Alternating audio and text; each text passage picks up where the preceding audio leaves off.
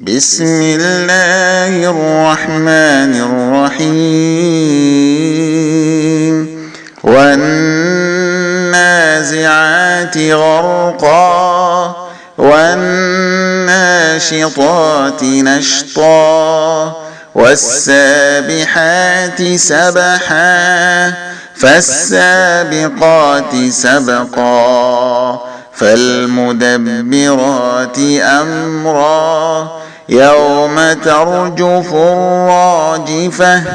تتبعها الرادفة قلوب يومئذ واجفة أبصارها خاشعة يقولون أئنا لمردودون في الحافرة أئذا كنا عظاما نخرة قالوا تلك إذا كرة خاسرة فإنما هي زجرة واحدة فإذا هم بالساهرة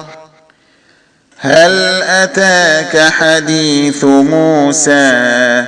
إذ ناداه ربه بالواد المقدس طوى اذهب إلى فرعون إنه طغى فقل هل لك إلى أن تزكى وأهديك إلى ربك فتخشى فأراه الآية الكبرى فكذب وعصى ثم أدبر يسعى فحشر فنادى فقال أنا ربكم الأعلى فأخذه الله نكال الآخرة والأولى إن في ذلك لعبرة لمن يخشى أأنتم أشد خلقا أم السماء بناها رفع سمكها فسواها وأغطش ليلها وأخرج ضحاها والأرض بعد ذلك دحاها أخرج منها ماءها ومرعاها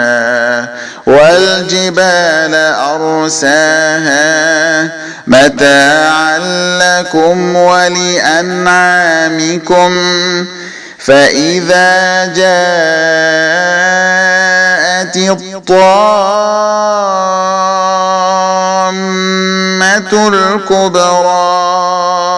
يوم يتذكر الإنسان ما سعى وبرزت الجحيم لمن يرى فأما من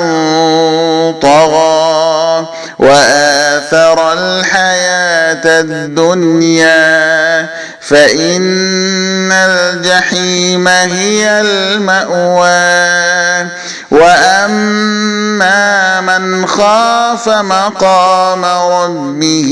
ونهى النفس عن الهوى فإن الجنة هي المأوى يسألونك عن الساعة أيان مرساها فيما أنت من ذكراها إلى ربك منتهاها إنما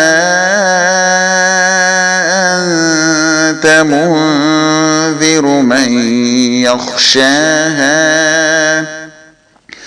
كأنهم يوم يرونها لم يلبثوا